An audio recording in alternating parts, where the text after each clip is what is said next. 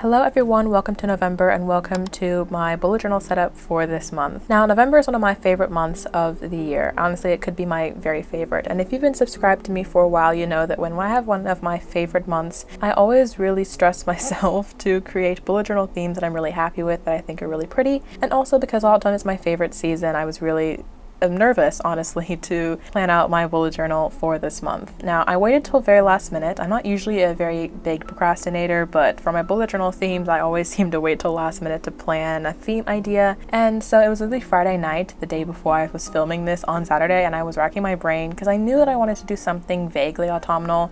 I wanted to use very warm colors, and I wanted to do something very artsy. I was really in the mood to draw something really cool. However, I didn't know what I wanted to do, and I didn't want to do anything super, like, not cliche or stereotypical, but just something that everyone has kind of done before. You know, leaves, autumn, sweaters, coffee, like those are all super cute and fun themes, but like I just wanted to try something new because I obviously post my videos and I want to create content that is new and original. So all that to say, obviously you can see on the video here that I am drawing a lovely, beautiful woman with a lion head over her head. And I came across this image and this theme idea because of the image on Pinterest. I'll put it here on the screen. I cannot find the original artist. If I do find her name, I'll also put it here, but obviously I want to give credit where credit is due. This picture was beautiful and I thought I wanted to kind of adjust it a little bit, give this girl dreads, and make her into this lioness queen. And from here is where my November bullet journal theme kind of just came to be. Like I said, it is something a little original. I haven't seen anyone really do lion themes, or maybe not like lion queen themes. I have seen many people do like tiger themes. In fact, I did a tiger theme in June. But I feel like this is a pretty, you know, interesting theme idea, and I really wanted to still tie in those autumnal vibes. However, I didn't want to do like leaves, if that makes sense. Like I wanted to do something a little different, so I kept the color scheme my autumnal reference. So as you can see, this girl has very gorgeous colored skin, a lovely brown, and then I'm also going to be using a lot of darker shades of brown specifically for her hair. And then also for the lion, I'm going to use, I started with very light colors, light tan, light golds, but since I realized that she's going to have quite a lot of gold jewelry, and also I'm pretty sure her shirt was going to be white, I figured that I wanted to create some contrast, so I eventually made the lion a very dark color.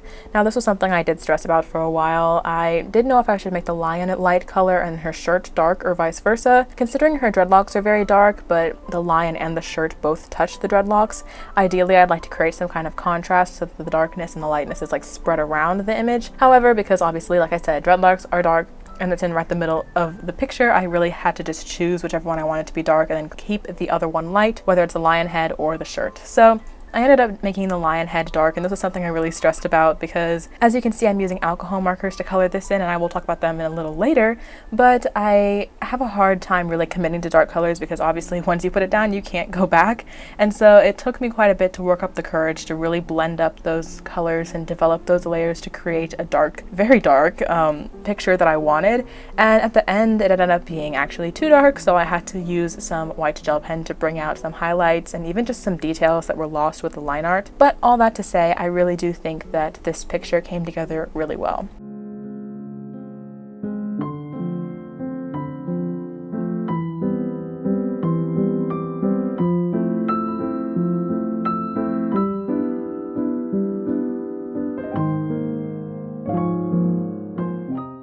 It's one of my favorite things ever to just draw people of any kind. I have a sketchbook that I use, not for my bullet journal, but that's where I usually just draw portraits, and this kind of fits into that genre. Obviously, I'm putting it in my bullet journal, so it's slightly different, but it still counts. And specifically, I love doing it with alcohol markers because I feel like they just blend so much better than water-based markers do, which is why I'm doing it here. And this is a technique that I've done a bajillion times on my channel before, which is using alcohol markers on sticker paper, which is what this piece of paper is, because alcohol markers are super pigmented and would bleed through my bullet journal paper. I made an entire video about this, so I'll link it down below for you to watch if you're interested to talk about my technique. But because alcohol markers do bleed through bullet journal paper, I just do my art on sticker paper instead, because that way it doesn't matter if it bleeds through. I can just peel off the back and then just use the adhesive and stick it right into my bullet journal, and it's not only quite convenient, but there's no ghosting, no bleeding, and it just makes perfect sense. I'm honestly really proud of myself. This image and this drawing was really stressing me out. It took me about an hour to draw this picture. I'm not even gonna lie to you. My raw footage for this video was 6 hours long and this took quite a large chunk of it.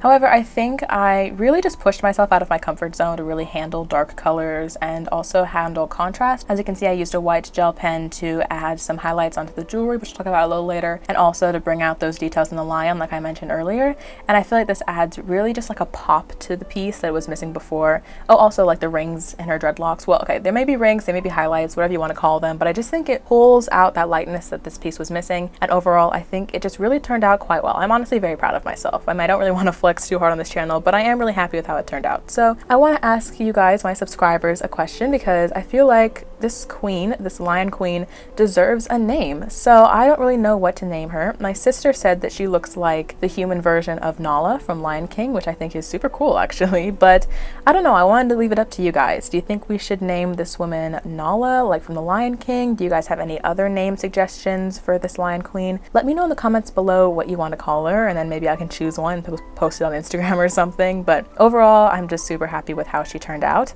As you can see, I cut a piece of black paper and I just put it on the back to add some contrast to the cover page. And I'm also adding little circle-y dots around on both the white and the dark side to really just tie in the background with the art piece itself. Anyway, so finally, about 6 minutes in, we're finally moving on to the next page in this bullet journal setup, and this is going to be my calendar spread.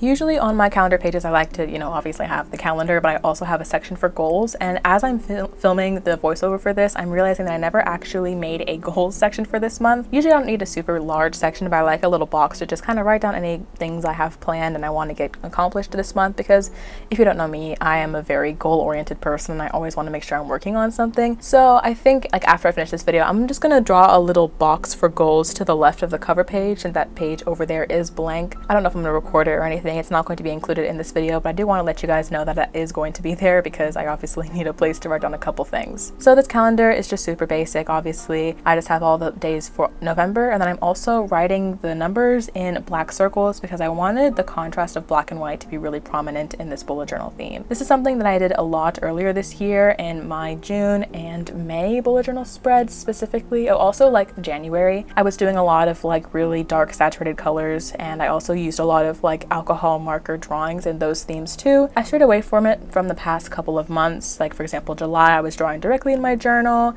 Last month directly in my journal. I also did some more scrapbooky and sticker based themes in August and September. But I'm going back to my ideas that I had earlier this year because I do miss those like types of themes. I feel like the technique of doing alcohol marker drawings personally for me allows me to play a lot more with color, saturation, and detailed artwork because I feel more free to make mistakes since it's not directly in my journal. I can just restart if I really had to. And so this type of art style just really brings out like, I don't know, the artistic and creative side of me. And that's why I'm really glad to just resort back to it, even though I took a couple months break. So overall, I don't know if this is going to be like a permanent, like repeated thing that happens in my bullet journal, but I do really enjoy this whole sticker paper in my journal plus layering with black paper aesthetic, motif, whatever you want to call it. I love the contrast that it brings to the pages. So definitely look out on YouTube Shorts and Instagram Reels this month because I always post my weekly spreads over there along with other videos throughout the month. So besides like this main setup, you can also see the different weekly spreads that I make and how I tie it in with the general theme.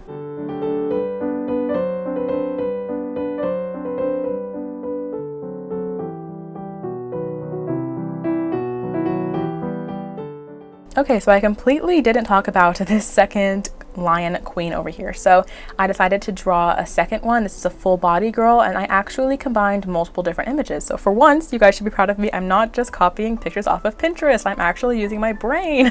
I'm not gonna shame myself for this. Honestly, I think using reference pictures is super helpful. It's super important, especially when you're learning to draw things that you don't know. I have a lot of practice drawing a lot of things because I have done a lot of bullet journal themes in which I've like focused on one drawing motif. For example, last month was skeleton. skeletons, and then after 4 to 5 weeks of drawing skeletons, I get really good at it. So I think that using references really helps you with this process. However, when you're drawing something new, like I am, I don't know how to draw lions. I didn't really have any experience drawing like warrior outfits, stuff like that. I wanted to use a reference picture, obviously, which is why I did that on the cover page. However, for this second page, I wanted to combine a lot of different pictures that I had. I'll put a couple on the screen here to kind of show you my vision, like what I was combining, but nothing really was perfect, and I wanted to really use my brain cells to put a piece together, a composition together on my own, and this is what I came up with. So this warrior is like walking towards the camera. You can see that because her left leg, or looking at it, the right leg is in front of the other one, and then her right arm is in front of the other one, and I'm also going to emphasize this with shading later down the line so you can kind of see the contrast. So she's almost like strutting forwards into the camera, or into the person looking at it. She has this gorgeous warrior outfit. She has this beautiful skirt like trailing behind her. She does have dreadlocks again. It looks a little bit like an afro from this angle because obviously with the dark brown you can't really see the line art very much. They are supposed to be dreadlocks, but they are like blowing backwards in the wind. And she also has a couple weapons like a spear she's holding behind her. She also has a smaller spear situation in her right arm. So overall, I think she is a badass. She's amazing, and I'm really happy that I could kind of combine the different elements of different inspiration pictures to kind of really meld it with exactly my theme idea that I had kind of shown on the first page, but I also wanted to expand into a full body here. I'm not 100% sure if this is the same woman as the first page. I drew her a little differently. There are obviously some differences and similarities, but if you want to give another name for this warrior over on the second page, again, drop it in the comments and perhaps we can name her as well.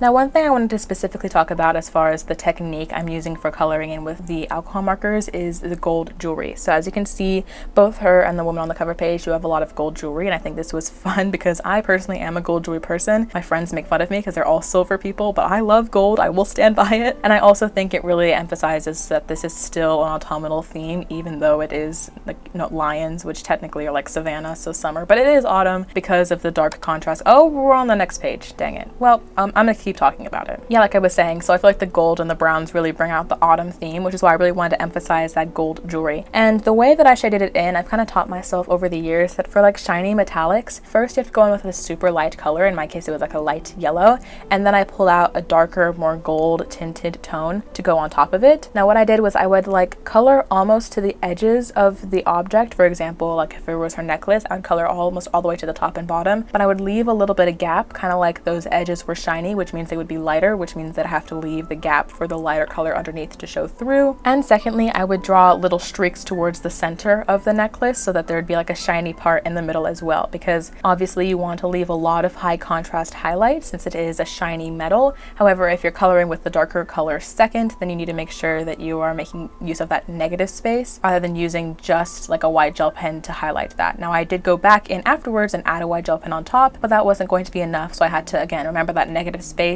and make sure that I was making room for that when I was drawing out all of my colors. I hope this makes sense. Let me know if you want a full tutorial either on YouTube Shorts or Instagram Reels for how I draw the gold medal. I'll be sure to post that for you guys sometime this month.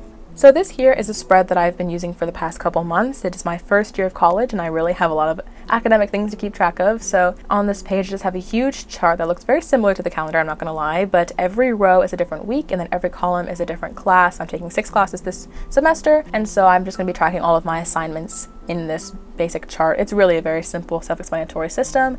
I've been using it for the past couple months and it's worked really well for me. On the left, as you can see, I have a lion head facing front, and because I had done the lion head on the cover page, I was feeling a little more confident with this one. He's not perfectly symmetrical, but he's pretty symmetrical, and I felt more confident with really just going out there with the dark brown and just feeling confident in using those dark colors ASAP, because I know that I'll be able to lighten them slightly with the highlights of the white gel pen that really pull out, for example, like the arches above the eyes and the shape of the lines on his snout, like kind of where the whiskers are, things like that I could pull out, and I knew that, so I wasn't too scared to actually use those dark colors here. I still wanted to create an ombre, so as you can see, the outside of his fur, his mane, is a lighter color, This could be either because his hair actually does get lighter, or possibly this lion is backed by sunlight, so there's like a rim light around him, and that is why he seems to be like outlined in golder colors while his face is quite dark. Whatever you want to call it, I just think that this still ties in the colors from the first couple pages without necessarily putting too much gold on this page. Now I felt like the bottom needed a little bit, so I added 2 pieces of washi tape, one that was dark black and then one had more gold accents to it. And now let's move on to the very last page in this setup, which is going to be my tracker page.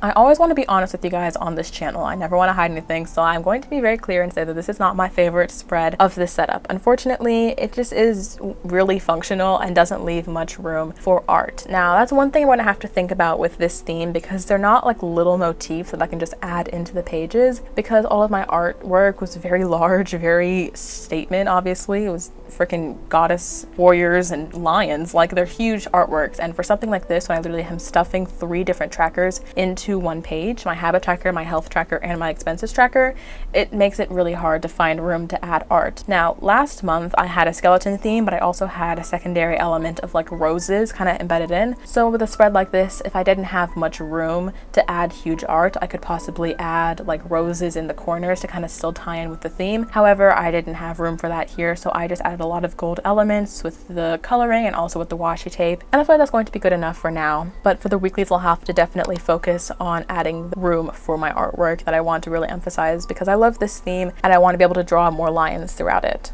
Okay, with that being said, here's the final flip through. I really hope you guys enjoyed this video and got some inspiration from it. As always, subscribe below. I post bullet journal videos every single week, and I hope you guys stick around for the next one. I wish you guys the most amazing November. Let me know in the comments below what your bullet journal theme was for this month. And with that, check out this video here on the screen where I showed you guys all the ways that I fix mistakes in my bullet journal. It's a really helpful video, so go check it out.